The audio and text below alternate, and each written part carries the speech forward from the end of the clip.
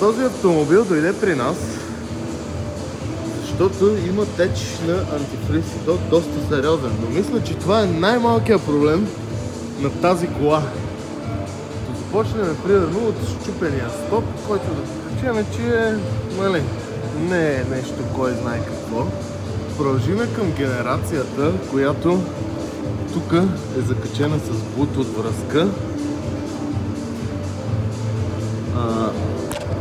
Веждата от вътрешната страна е изгнила много малко.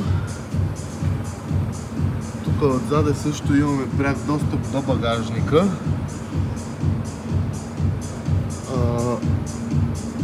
Тук това нещо, това е мокета на колата.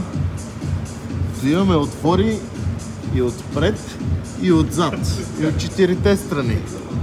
Тук нещо някога е заварвано, е правено. Нямам представа. Но като цяло техническото състояние на тази кола е покъртително. Как тази кола е минала преглед? Някой, ако може да ми обясни. Значи тук се вижда инсталацията, която върви вътре в купето по принцип. Тея гради ги няма. Въобще като цяло, цялата кола е покъртителна. Спирачна система, всичко е леш.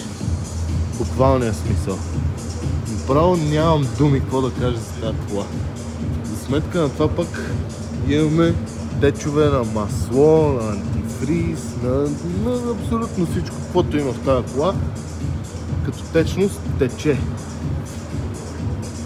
Тук този маркучи или бронята по-скоро е свързана посредством технически канап или така наречената тел. Тая букса и тя е с Bluetooth връзка. Но пък имаме чисто нови накладки.